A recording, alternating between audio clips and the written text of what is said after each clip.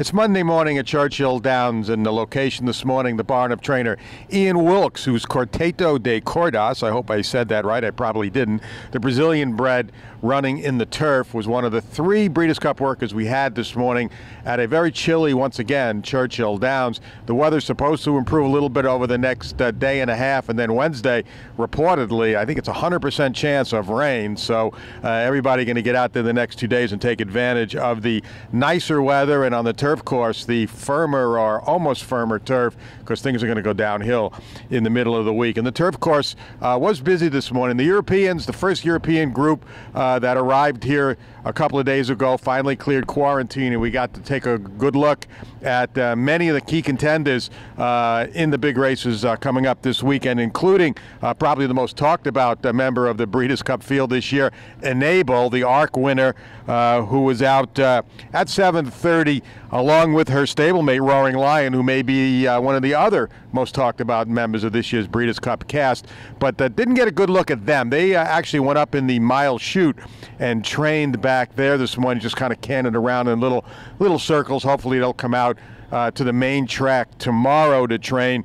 A pretty big European contingent, though. 9 o'clock on the main track and then 9:45 on the turf. Among those on the turf did not work were Talismanic, who is the reigning Breeders' Cup turf champion, and Waldgeist, who may be one of the key contenders in the race this year, along with Enable and Quarteto de Cordas, who breezed 5 furlongs in 104.3. Now, I didn't think he handled the softer ground here, and didn't look all that impressive the other day, so he came right back.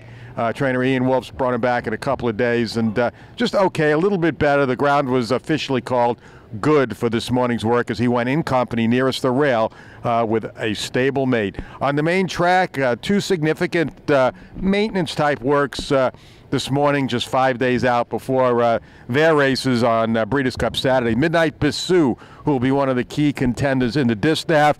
The typical Steve Asmussen half-mile maintenance work 5 days before the race. She went 25-1 and 49-1. I thought she looked really good. She finished well. Her ears were up. She looked very happy. And again, atypical a little bit for the Asmussen workers so close to a race. Galloped out with terrific energy. Usually they just kind of gather them up pretty quickly after the wire, but she was allowed to do her thing. She went out in 103-1, 118-1. So Midnight Bissou looking good heading into the distaff, and so too I thought Yoshida.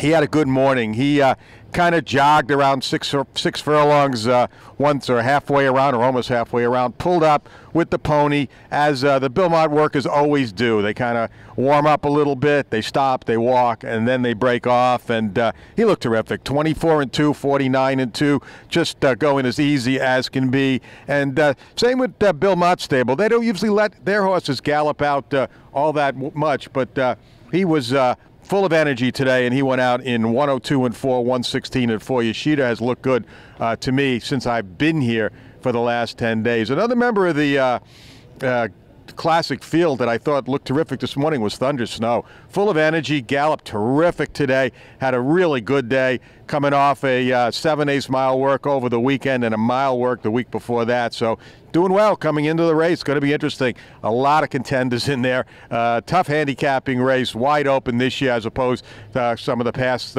couple of years where there was a standout in the field. And we did get to see some of the others here for the first time today. Accelerate was on the track. Gunavera was on the track, and we'll get a better look at them tomorrow. Mind Your Biscuits, got to check with Chad Summers, see if he's going to do a little more with him. He sounded like he might blow him out one day this week, although the rain might put a little bit of a crimp in those plans. So we're going to have more of the Euros starting to arrive over the next couple of days. The Aidan O'Brien big Aidan O'Brien contingent not in yet, so by the time they clear quarantine, they're not going to be able to do too much over the track here. But tomorrow, maybe the turf course with rain in the forecast Wednesday, we'll see some of these Europeans blow out and get a better look at them.